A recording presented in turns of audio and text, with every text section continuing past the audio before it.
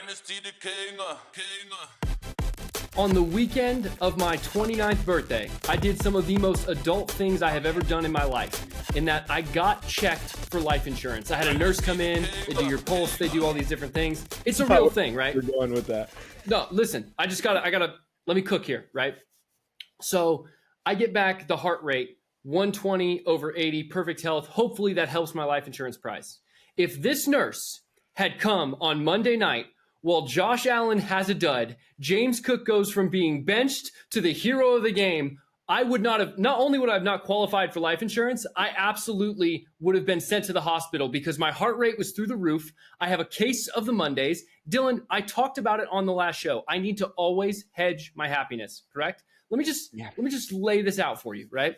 I'm in 3 leagues that I deeply, deeply care about. In Yacht Club, I care obviously the most, but we've talked about it. I'm punting. I'm waiting for years and years to come. You're in that boat with me. I needed Stephon Diggs. I had a 6-point lead with this, by the way, to outscore Dalton Kincaid. 6-point lead. I was fine. I need to win that league. Great. I needed Josh Allen to score 10 points and not have Gabe Davis score more than 3. That doesn't happen. And then most importantly, against Mike in Cartel, and I didn't make a parlay to defend myself against it. I went in somewhat confident because I thought I was going to lose. The game starts with a James Cook fumble. Mike has James Cook and needs 9.5 points in half PPR. The ups and downs from James Cook's usage alone sent me into seriously near cardiac arrest. It was fun, but then I get, the ups and downs like, oh, I have a shot. Oh, it's going to happen. And the next thing I know, I'm like, I'm just left with the loss. It would have been better if the game had opened with a James Cook touchdown and my hope had been killed right away. Oh, and by the way, in the league I had Stephon Diggs, lost by less than a point. I'm probably going to miss playoffs now. So I'm having a case of the Mondays. I'm not enjoying adulting. I don't enjoy this hobby right now. But Dylan, what were your impressions of the wonderful Denver Broncos versus Buffalo Listen, Bills you're game? in full tilt right now, and I'm loving it. It's absolutely hilarious. You're in absolute full tilt. But no, man, I have empathy for you. I think the funniest part of that whole thing was the chat in that league. Literally, Mike is just going off. This is awful. This is trash. They benched him. No, they benched him.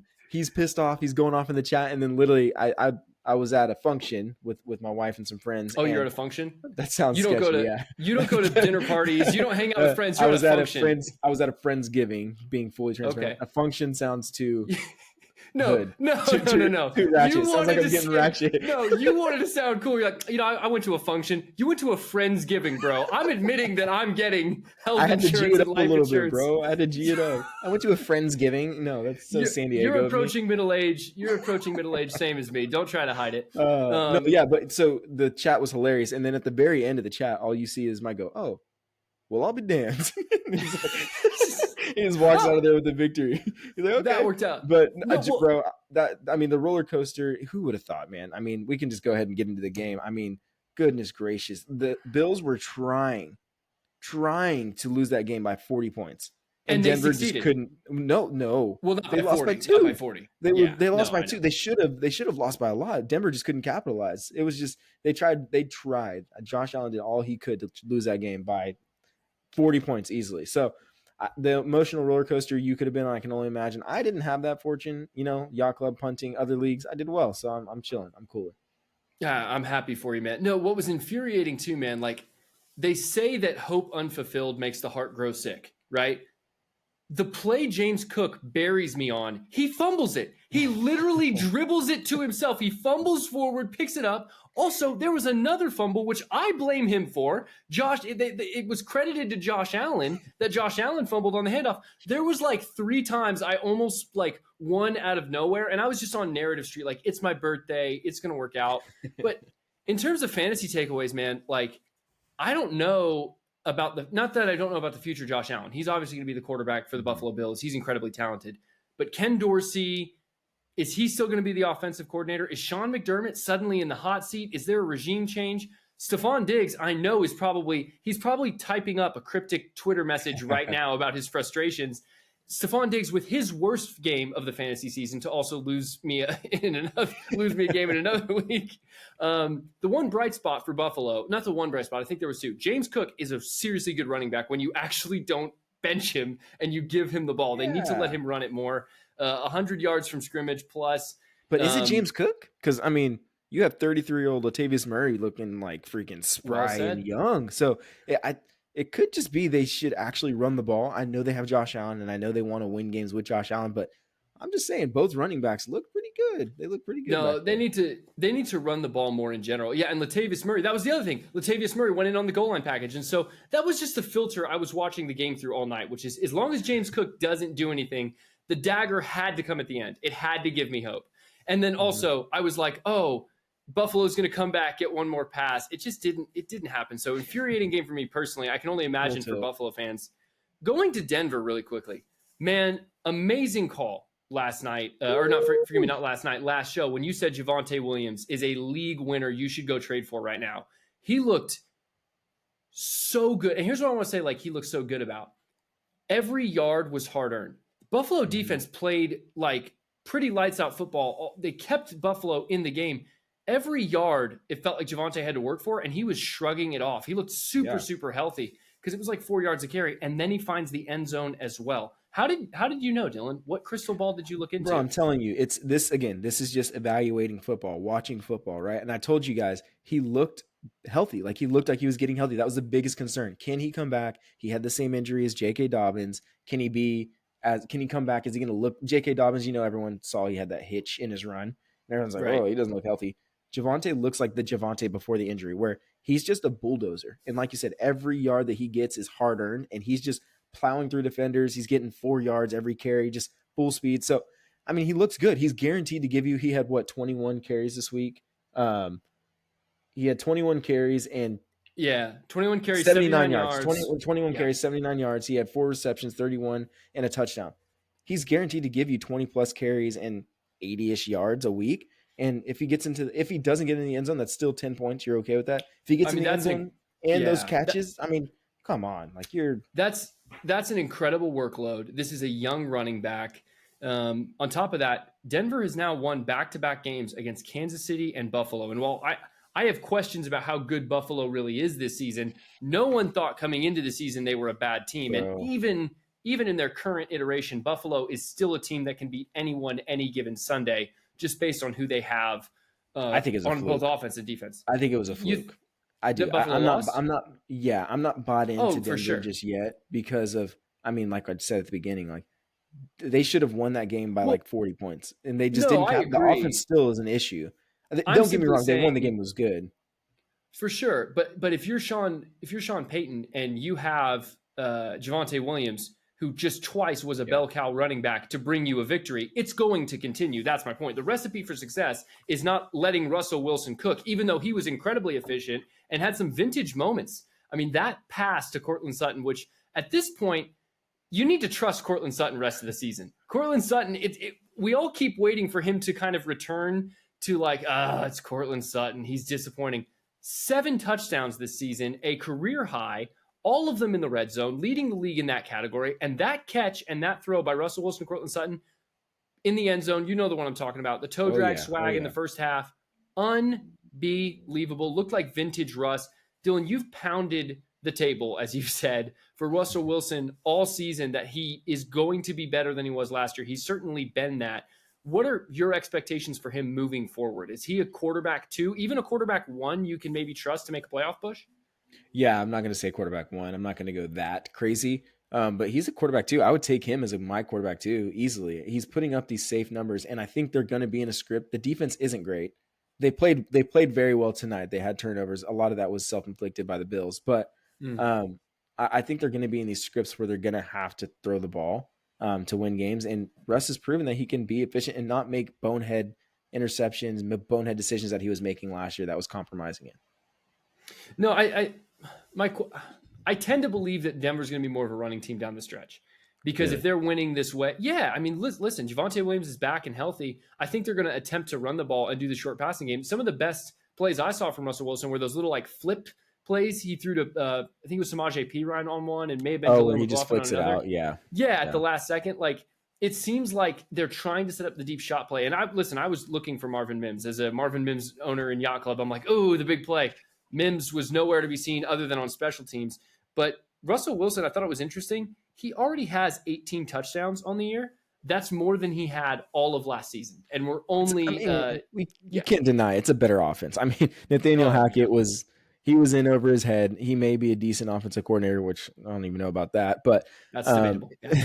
But I mean, last year that offense was completely shot. They were just floundering, right? You're seeing Sean Payton, the offensive genius that he is. He's putting something together, and I think part of what's going to happen with Russ, I actually do think he'll get incrementally better throughout the year. I'm not going to say he's going to make this jump and be a QB1, but he's going to get better the more familiar he gets with the Sean Payton offense. So we've seen that already. Well, he's flirting with quarterback one numbers, or was earlier on in the season. Where is he at right now? Let me check. Russ is QB 17. So, I mean, yeah, he's fallen, but he's a high end QB 2. So, like I said, I would take him as a QB 2. If you can get him, I think he's a safe QB 2 moving forward. Coming out of the bye week, he doesn't have his bye. So, if you're making a push, I would go and get. If you have like a Derek Carr, I would try to upgrade and go get Russell Wilson personally. Yeah, well, I mean, I don't think you're going to be able to do that with Derek Carr's injury. Derek Carr's injury, yeah, I guess that was a bad one. But I mean, let me ask you, Geno, would you try to get Geno or Russell Wilson if you have a Geno Smith? Yeah, seems a little safer, actually. Huh? Yeah, it does. And the contract's in place. Wow, what a topsy-turvy world we live in. Last year it was all the Geno Smith love, and now fantasy, right? It's like, hey, I don't want welcome to fantasy. Yeah, no, exactly. You got to move as the markets move, as the Value King himself would say, who is also not with us again this week. We hope he will rejoin us again soon. But with that, speaking about quarterbacks, Denver, like it, love it, or shove it, Russell Wilson is their quarterback. We're going to take a quick break, and when we come back, we're going to be talking about some quarterbacks you need to decide whether or not they are your quarterback, as T.O. once said. Stay tuned.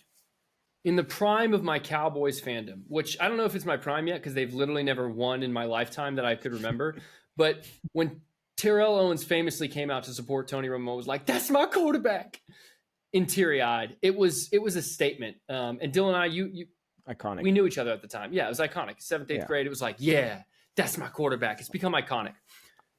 Yeah. Is it because Dak Prescott had the best fantasy day he's literally ever had in his career? Is it because he single-handedly almost Stephon Diggs robbed me? See, this is another reason I'm mad. Stephon Diggs robbed me of saying Dak Prescott bailed me out and got me the win in a redraft league. Dak did all he could. Stephon Diggs let me down. But Dak had an absolute day. We had questions about Dak Prescott's long-term value early on in the season, especially against that abysmal performance against the 49ers. It looked like, hey, the offense isn't clicking. They're not force-feeding CeeDee Lamb. Mike McCarthy must have listened to the show, or probably Dak himself. Oh, he for sure did. The guys at the Dynasty Exchange got it figured out. I just need to hyper-target my best player. Dak went off 400-plus yards, 4 touchdowns, another one on the ground. Dylan, you traded Dak away to Mike. You believed in Dak. Yeah, well, first of all, you got him from me, too. So it's like I feel a little bit sad as well. But at 30 years old, Dak had one of the best quarterback performances on the year, overshadowed maybe by C.J. Stroud earlier in the week, but certainly up there in the top 3. When you look at what Dak just did, do you regret sending him to Mike and not just choosing to build around him for the future? Or were you like, hey, it was still pretty much peak value and I broke even? Yeah, I'm going to give you an objective view. Given my situation, I don't hate that I gave him away. I think I got a good deal for him. He's absolutely playing out of his mind, but this could be peak value in our league to trade him, especially just given the circumstances like we talked about in Yacht Club with like the limitation on picks. So I got 2 firsts for him, which I felt like was a good value at the time. Still, if he goes off again next week and goes off for like 50 points, I'm going to be very highly disappointed. But I don't regret it. But I will say, like, if you have him and you are rebuilding, if you can hold on to a Dak Prescott, he is only 30 years old. Only 30 years old. Now, yes, for every other position that's old for quarterback, he could have another 5, 10 years. Like 10 years is pushing it, right? Not a lot of guys play till 40 and are productive. But I mean, even if you get another 5 years, we're playing Dynasty, I understand that, but don't think 10 years. Think 2 to 3 year window, or if you're rebuilding, maybe extend that out to like 4 or 5, right? Depending on your strategy. If you're Josh, you can extend it out to that 10 year. 15 if you want. That 10-year build back better plan. You're never wrong if you don't sell. You're never wrong about a stock or an investment strategy. If it's exactly. No, but I mean, I went on here a few weeks ago, a few shows ago. We were talking about Dak Prescott, and I remember you and the Value King were a little bit down on Dak Prescott. You guys were kind of giving him down. you guys were giving him crap, and I came on and I said, guys, this is not a Dak Prescott problem. This is a offense Mike McCarthy problem. Whoa, they did. That was my quote. No. I was down on Dak. That is because I was at the game. I didn't get a chance to speak. Oh, remember? Okay, that's right. Yeah. So you were at the Monday Night Football game. So we agree on that. I'll give you your kudos, your flowers. So whatever they're doing in this offense, they need to keep it going because holy moly, Dak Prescott is balling out of his mind. I mean, 49 points in our Yacht Club, like 49 points. And so you want to add salt to the wound? I played Mike this week. And Dak just literally comes and just smacks me in the face and says, this is what you get for trading me. So if you're rebuilding, for me, that's my quarterback. That's my quarterback. I wish I wouldn't have given him up in the sense of that's my quarterback, but I got the value. But if you're rebuilding and you have any other quarterback that's not in the top 8, I would say dynasty-wise, I'm hanging on to Dak over those guys. Yes, I said top 8. No, I mean, but I'm glad you brought that line up because as impressive and unexpected as Dak Prescott's last couple games have been, because he did not start the season on fire by any stretch. I want to talk about a guy juxtaposed. In Keep Trade Cut, Dak riding these hot weeks has gotten all the way up to quarterback 12, right? Trevor Lawrence has had probably the most disappointing fantasy season of any of the top 10 QBs in Keep Trade Cut. Right now, Trevor Lawrence is QB 9. Trevor Lawrence is a superstar. Like for fantasy purposes, we believe going into the season, this is a young guy. I had him statted for like 4,800 yards, 31 touchdowns. Like I was like, this guy's going to go off. And there's still a lot of belief around him because the Jags have been mostly successful. Obviously, they lost in a big way to San Francisco, but they've had some big wins too, specifically over Buffalo. But that's getting less and less impressive as the weeks go on. Dylan, this is the problem with trade calculators. I want to know from you, what do you think the difference between Dak Prescott and Trevor Lawrence is, or versus what it should be? KTC. Yeah. I can't stand KTC. So here's what I'm going to say. My guess would be, and I legitimately haven't looked at this. Trevor Lawrence is probably somewhere around QB 8, 9, and Dak Prescott's probably like QB 17, 18. No. Dak's QB 12. He's all the way up to QB 12. He jumped after 2 weeks. Right. This is the problem with trade calculators, though. I want to know from you, what do you think a fair trade? Let's say that you are rebuilding. A fair trade is. Yeah. Let's say you try to sell Dak to the guy who owns Trevor Lawrence. Let's say Trevor Lawrence owner is like, hey, I'm in a championship window. I thought Trevor would be the guy. I need to win this year. You pull up your handy dandy Keep Trade Cut. What do you think is a fair trade? Okay. Yeah. According to KTC or me. Yeah. Give me the Dylan price, and then I want to compare it to the KTC price. If I'm trading away Dak Prescott to get to a Trevor Lawrence, I'm saying Dak and I'd say a 25 first. Okay, wow, you're right on the nose. You actually agree with Keep Trade Cut. I think that's outrageous. I think that's crazy. I do too. I mean, but I feel like that's regardless of how Trevor Lawrence has played, you're still buying hype. Really? Yes. So here's my issue. So issue. Go ahead. No, I just like Trevor Lawrence is the QB 18 on the year right now. I get it. He's young, but you just said it. If you have Dak for the next 5 years, why would I not want the quarterback 6 on the season so far? Well, you can easily just justify it. If you're on the other end of that, you're just saying, oh, well, Trevor Lawrence is only 24. Dak Prescott's 30. I have 6 more years for him to hopefully get to where Dak Prescott is when he's 30. Yeah, but you're saying in that, but it's all about team building window. Because when I put into these are just a couple names to make it an even trade and Keep Trade Cut. A mid 25 first, Deebo Samuel, George Pickens. These are like just some of the Josh Downs. Like these were some of the players you had to pair with Dak Prescott to go get a Trevor Lawrence. I feel about the 25 first. So to me, a 25 first, like I'm like, okay, a 25 first. We're 2 years out. I would do Kirk. that to Christian Kirk plus Dak. This is what I'm saying. Yeah. Like these were the names and these were the value adjustments surrounding a player who's performing, essentially like way worse. Like give me Dak Prescott, fantasy points per game, 20.46. That includes the crappy start to the season. Trevor Lawrence, 14.34. Is this recency bias though? Like, is this no, like if you're rebuilding? Do you? And I literally just pounded the table, like I like to say, for Dak Prescott. And I still think if you're rebuilding, you can hold on to a Dak Prescott. But if you can, you're saying you wouldn't upgrade. I'm just wanting to have the conversation. That's my question. Because who is Trevor Lawrence always compared to? Like who was when he was coming out of the draft? Andrew Luck. Pause right there. Andrew Luck. Andrew Luck retired out of nowhere. And Andrew Luck had a much better start to his fantasy career than Trevor Lawrence ever has. At what point do we admit this is just hype? I am not an anti-Trevor Lawrence guy in terms of NFL football. I think he's a pretty good QB. But for fantasy purposes, I mean, he had a good tail end to last year. But like, are we just assuming that he's for sure? I mean, this is like in real estate. We have something called pro forma, which is where you project on an investment property. It's more used in commercial real estate. But essentially, you're like, well, this is how we project the numbers to rise. Well, all anybody knows is that nobody knows the dang thing. Trevor Lawrence could retire next year. All I'm saying is if you got a guy balling right now and you believe he could still be balling in 3 to 5 years, why would I trade down? At what point do we admit youth is because we know this as Cowboys fans. The wheels come off the Cowboys pretty quickly. Okay, so that's fair. I mean, we know, and this is the thing. Like I said, if you can't get a Trevor Lawrence, if you can't get, where did you say Trevor Lawrence was? KTC was? He was right now QB9.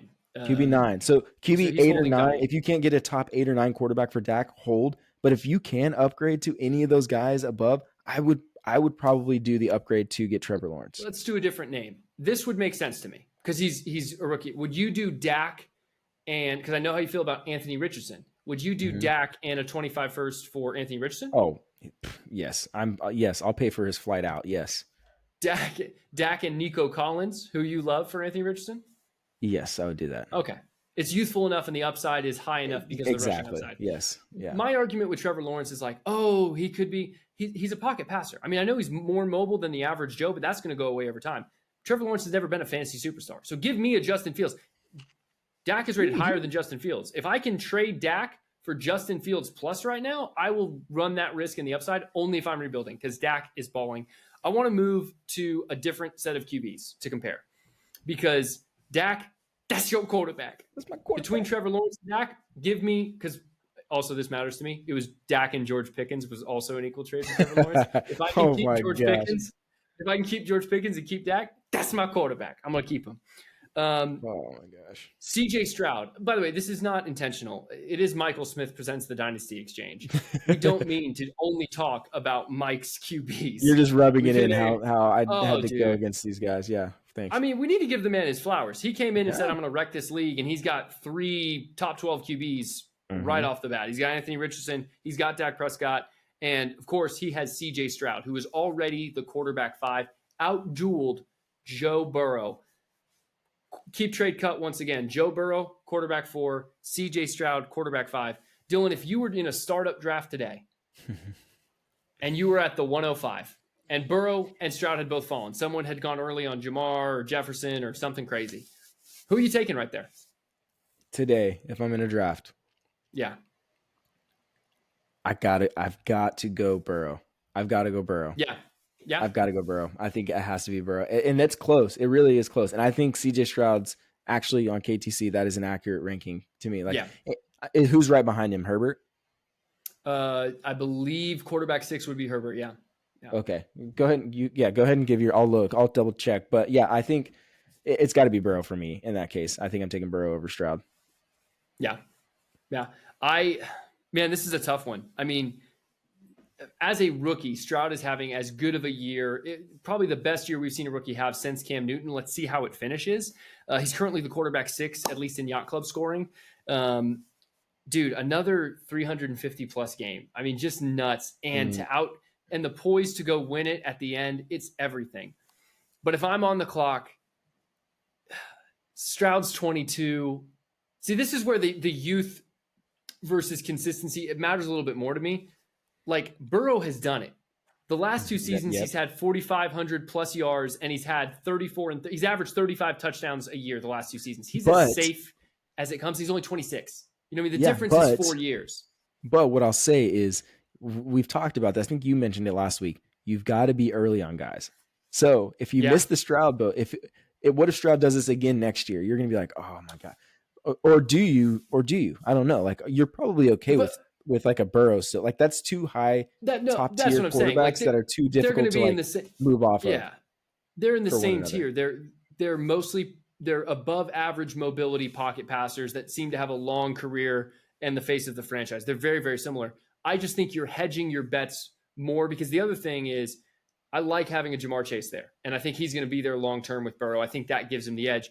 But that's not to overlook what CJ Stroud is doing. And if you were an early adopter and did what you said, trust your rookies throughout the process. Imagine selling high on, and I'm not saying anyone did this, but there are people, and I've been tempted to do it. The moment CJ Stroud had that crazy game, do I sell right now?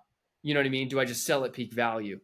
This is the floor for him, man. This is the consistent ceiling. CJ Stroud is an absolute stud, and I think he will continue to be down the stretch. He's proven that. Now, the only thing that could be not as good for CJ Stroud's value is the defense isn't great, so he's playing like he's willing the team to win, which is great. You want to see that, and I don't know that it will necessarily have a super negative impact. But if the defense does get better in the coming years, does that volume go down, and can he still be efficient? Is the question, because right now it's very highly volume based.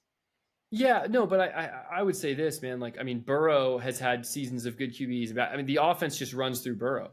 CJ Stroud just had a 356-yard performance, 2 touchdowns, another on the ground, while Devin Singletary ran for 150-plus yards on the ground as well. The game, it was in a barn burner, right? Like, the game script called for it. Now, you're also going to have games, like he lost to Carolina, didn't have a great fantasy game. Like, it cooled off, but I just think that you have to trust that what he's continuing to do, and we're seeing a full season of it. This isn't a 3-game stretch. This isn't a 4-game stretch. Listen to this. 44, 47, 30, 30, 35, 27, 24, 42, 39. The dude's throwing the ball 40 times a game. Like his on average, that's his pass attempts. Yeah, that's pretty wild. The offense runs through him. The offense absolutely runs through him. And they're just, it's very, it's actually so similar to Joe Burrow in that it's like, hey, you're our franchise, go win us a ball game. And it's working. And they have no running game. Well, I guess Singletary actually had a good game this past week, but I'm not going to bet on that. No, he did, but like that hasn't been consistently what you've seen. And Singletary isn't a back you want to build around. So let me ask you this. If you have Stroud, would you try and go upgrade to Burrow, or are you just okay hanging on to Stroud? If it took you, let's say, Stroud and a second to go, no, I think you'd have to do more than that. You'd have to do more than that. That's what I'm saying. Like Stroud and Nico to upgrade to Burrow. And Higgins. I think I would. Burrow and Higgins. Like, wait, what are you talking about? Nico Collins and T Higgins Stroud. To go get? No, Nico. The stacks. So Nico and Stroud to go up to get Burrow and Higgins. I don't know.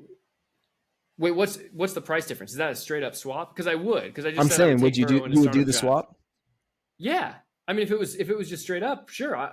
Give me the higher valued player. I think their floors, they're too similar in their overall potential value and where they're currently performing for me to make that swap. I don't love Higgins, but I would rather have Burrow than Stroud, but just barely. And that should be a compliment to CJ Stroud because would you rather have Higgins than Nico then? Side note. I don't know, man. I don't know that I do. Okay. I think Higgins is falling a lot for me because I don't think he's in Cincinnati. At the end of the season, I don't know his landing spot. I do like Nico Collins.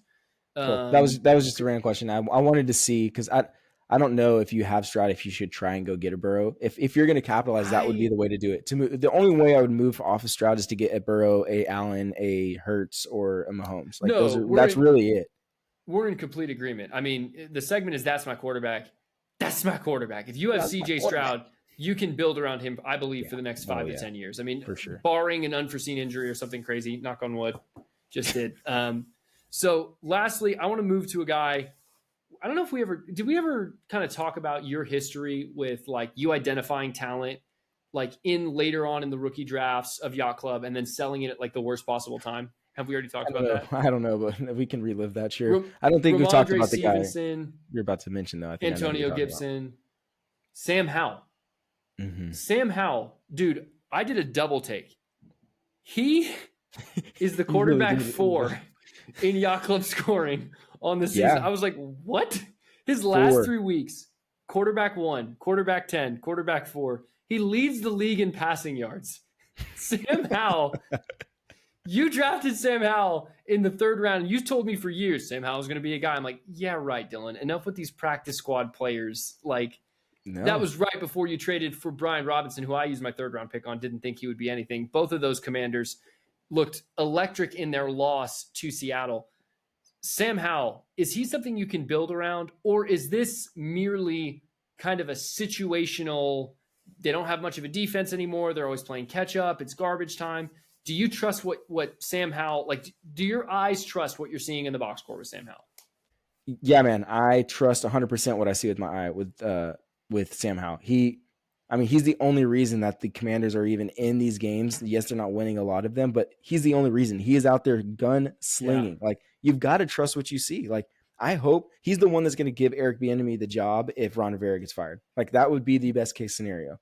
Right? I mean, linking those two up, he's proven to make the play calls to just, hey, you know what? I trust your arm. Go out there and sling it to whoever, Dammy Brown, whoever's open. That's the thing. It's whoever's open. Brian Robinson having 100 plus receiving yards. Brown. It's a bummer for Terry McLaurin because Terry McLaurin's the best receiver on that team, but dude, Sam Howell doesn't play favorites.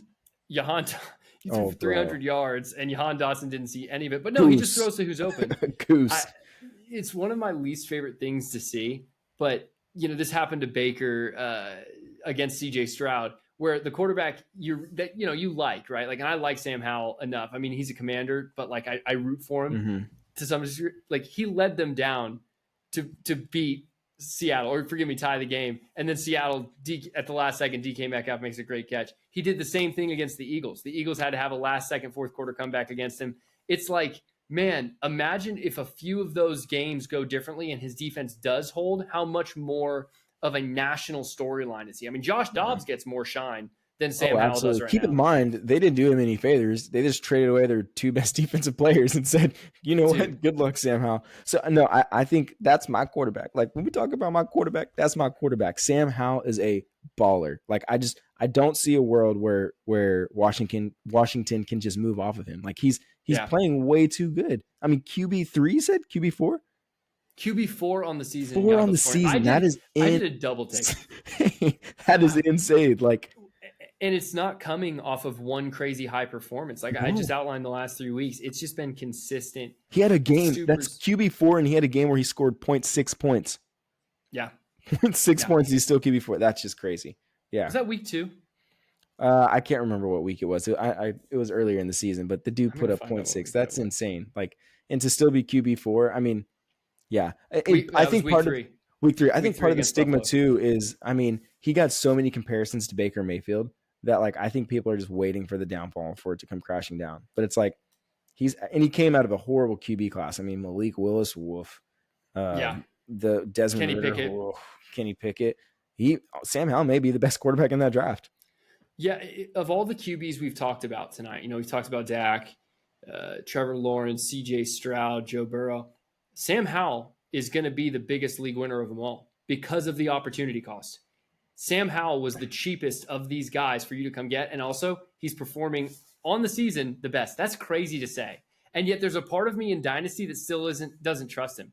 Gosh, I'm telling you, it's just because you've got to admit, like, the situation itself isn't stable. Like, as a Dynasty, like, I'm willing to hedge my bet on Sam Howell because even if you try to trade him right now, you're not going to get what I think Sam Howell's worth. So you might as well, if you're rebuilding, hedge your bets on him, right? Because he's not going to. What would you sell him for? You're such a believer. He's your quarterback. You can build around him. What would it take to sell him to you in Yacht Club economy? Yeah. Yacht Club economy, I'd take a 24 first and plus 24 first plus. So, like, I'm talking maybe you would re-roll. Well, that's what I'm saying. Plus would have to be probably. Well, yeah, I mean, in this QB class, I would. Sam Howell is still the quarterback 17. Quarterback 17. Sam Howell he's the quarterback 17 in keep trade cut. The quarterback 4 on the season. The league leader in passing yards is quarterback 7. KTC is emotional. For Sam Howell is emotional, dude. Well, and no one's watching Commanders games. Literally, if you're listening to this, probably still wide receiver 12. Probably higher than that. Probably 9. Go trade Puka Nacua straight up for Sam Howell. Oh my gosh, yes. In a 2-quarterback league? Yes. Yeah, yes. You could absolutely abuse that. It's just crazy to me how hype and numbers and production, they don't add up. Emotion is the number one driver of Dynasty football. And that's why I had to lead off the evening talking about how emotional I was. Because you know what you should do? What? You should go and trade Deshaun Watson for Sam Howell. Oh, instantly. That's if you instant. can. I don't know if you can get that done, but I I would try and go do that. I mean, what more does Sam Howell need to prove? I mean, he's got to finish the season, but this isn't a 4-game stretch. This isn't a 3-game stretch. This is all season long. He's been consistent. He's performed. He's going to finish as a top 10 QB, barring injury. I mean, he's got weapons all around him. You know, Jahan Dotson, I think, will have a bounce back game at some point. Like, this is a great QB, and this is really his rookie year because he didn't get to start his rookie season whatsoever, save one last game against the Cowboys that we all argued was a garbage game. It didn't matter. Go trade for the league leader in passing yards who's in his second season. Like, that's a good idea. You actually probably can't do Howell for Watson. The community's down on him. What you can still do is get rid of Fields off your team and go get you Sam Howell. That would be a very, very wise move. See, that would be bold. That would be bold. I would. Honestly, I'm telling you, in front of America, I would do that 10 times out of 10. I would trade Justin Fields away and go and get Sam Howell. I would 100% do that. And you have Fields in Yacht Club. Would you do that trade? I'm over here hyping up like people need to be less emotional. People need to look at the numbers. And I'm like, no, it's my guy. Tell America, Josh. Gosh. Tell America. Would you have Justin Fields? Would you trade him for Sam Howell?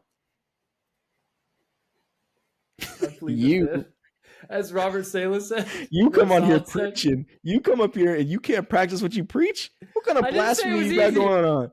I didn't say it was easy. I got to think about that one. I've got to look at my own. I discovered something tonight. I thought he would be ranked a little bit higher than that. I really did. I was like, oh, yeah. Dude, if I could get Sam Howell plus for Justin Fields, I think I have to do that. You probably can. Fields is QB 13 still.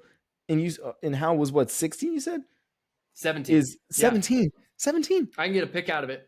How is Fields still QB 13? My guys, let it go. The rushing upside is still there. Dylan, the rushing upside is still doing there. the exact same thing. No, he's not. Maybe not from a rushing standpoint. He's giving just as much production. He probably has a higher yards per game than Justin Fields has on his career. On his career, maybe, because that's a very low bar. We're going to take a quick break. I think what we found out is that's my quarterback emotionally is Justin Fields. I am irrationally defending him even to this day. That ain't my quarterback. Yeah, no, I hear you. We're going to take a quick break. We're going to come back with a little below deck. You know, it's been a second since we've done a below deck and kept people updated. I don't want to say the last time we checked in, but certainly a narrative this season has been what is permissible within the rules. And as a commissioner, I've talked about how we have this contract and certain things are written, certain things are not. This idea of loaning out players has really been tested. And surprise, surprise, the only people really guilty of it has been Davis and a very close friend of his, another team in his league, which happens to be his brother-in-law. So they haven't broken any written rule, but people are beginning to wonder, hey, do we need stricter government? And more importantly, is our commissioner up to the task? And so, Dylan, I sense a change coming, and I'm wondering, do I need to voluntarily retire before they just you are so downplaying this situation. You are so downplaying the situation. We had two teams come out in our chat last night and have they posted their conversation about how they were going to create a treaty with these two teams, just create a super team. And then this has got to be collusion. If they share the winnings, it's collusion, right? So two teams said they were going to come together and create a super team, essentially loading up. They're going to loan players so one team can be a super team. Yeah, it's literally the definition of collusion. It's literally but there's no rule being broken. No, they're saying it as a joke because they haven't made a trade to do that. Davis and his brother genuinely loaned players for a week or two, which is why they're upset and like, oh, there's no penalty for anything. But if those two teams did it, would they be breaking any rules? Dude, yeah, that's colluding. You're like out the league. But if they didn't share any winnings, but they're doing exactly what the Davis and the other team did. If they didn't share winnings, see, once again, that's difficult. But I think, Dylan, here's a real question. We talked about it when B Hunt made a guest appearance, which, by the way, he's one of the teams. High character on the show. Yeah, high character. I think I've gone soft, man. I think I care too much about everyone. I'm like the mom who puts on Thanksgiving dinner, which is right around the corner, and just wants all the kids to be in the home. No, it's okay that Johnny, passes out on the couch and has a drug problem. It's like, we love him. It's like, Mom, he pukes everything. Why are you inviting the wayward son? It's like, I just want everyone in the house. But Dylan, I gotta be honest, man, I'm looking at the effect. I gotta look at the state of the union. It's not good. We're more divided than ever. And I just don't know if I'm the man for the job. I think you need to take a stand. Fatherhood. I told you. Yeah. Yes, you've got so much going on. Fatherhood, full tilt, The show. parlays, everything's going on, right? That's your life is parlays James and Cook poop. fumbling, Your life, not bro. fumbling. That is your new team name.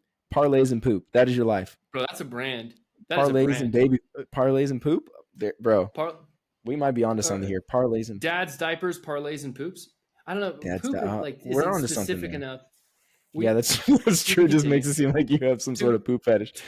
Yeah, that's what I'm saying. Like, I don't know that was clear. We were talking about dirty diapers. Like if we played with parlays, I digress. But I think you have let it go on for too long. And we talked about this when it first started. You're like, oh, I don't know, it'll be fun to see. And no, it's not cute. It's not fun. It's not funny because it just ends up screwing teams in the long run, and it can go wayward really quickly. Well, we talked about trades that will help win your league this last episode. We have our trade deadline coming up on week 13. I think it's going to get really, really bad right before the trade deadline. You and I, obviously, we're looking to offload any player that can help a team win a championship because we're out of it and we're hoping to get top dollar. What happens if a team's genuinely like, hey, I want to loan you this guy for playoffs, give him back for collateral? I think it's collusion, man. I think it's something we got to put a foot down on. In another league that we're in, you're actually commish. I'm co-commish. Someone legitimately, and they had to have gotten it from listening to this podcast, offered me Tony Pollard for a 26 second. We can't even trade 26 picks in that league. They said, hey, I'll let you borrow Tony Pollard for the rest of the season for a 26 seconds. I was like, I have to have more integrity than this. And I don't even want Tony Pollard. I don't want to risk losing that second. You know what it is, man? Like no, it's not. First of all, it's not.